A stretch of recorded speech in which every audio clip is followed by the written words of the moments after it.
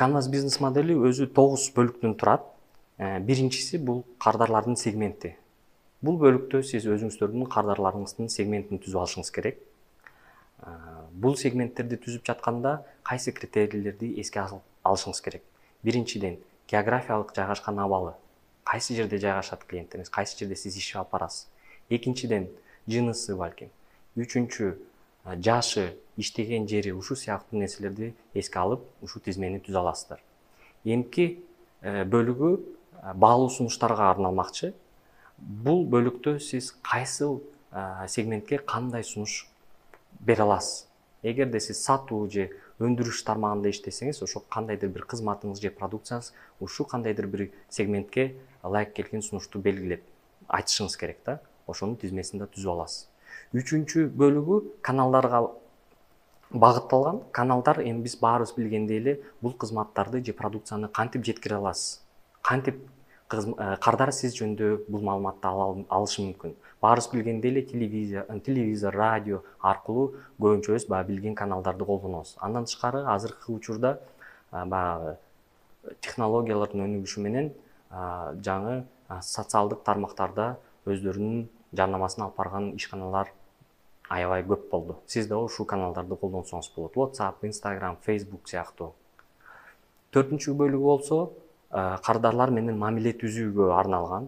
Бул жакта да сиз тизмени түзүп атканда жаңы кардарларга кандай мамиле түзүү, эски кардарларга кандай мамиле түзүү боюнча өзүңүздүн стратегиялык бир тизме түзүп алып туруп, ошону жазсаңыздар болот. Бешинчи бөлүгүбүз бул киреше агымдарына багытталган. Бул жерде ушул алып бараткан ишиңизден кандай киреше агымдарын тизмелерин жазып чыгышыңыз керек. Эгерде сиз сатуу жаатында иштесеңиз, анда сатуудан болгон каражаттар, эгерде имаратты ижарага берсеңиз, ошолдон же кандайдыр бир башка кызматты көрсөтүп сатсаңыз, ошол жактан келип түшкөн акчанын тизмесин жазышыңыз керек. Эгерде техниканы колдонсоңуз, мисалы айыл чарбасында трактор, комбайн сыяктуу булардын баарынын тизмесин жазып чыгышыңыз керек. Андан тышкары адамдар ресурстары сиздердин негизги ресурстарыңыз болуп эсептелиши мүмкүн. Кийинки бөлүгүбүз иш аракеттин негизги багыттары болуп эсептелет. Бул жакта тизмени толтуруп жатып, сиз эске кандай нерселерди алышыңыз керек? Бул бизнес процесстердин иреттери.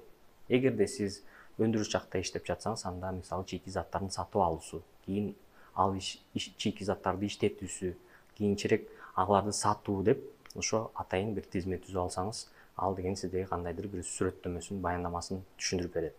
Иш алып барып атканда кайсы өнөктөштөрүңүз сизге жардам бериши мүмкүн?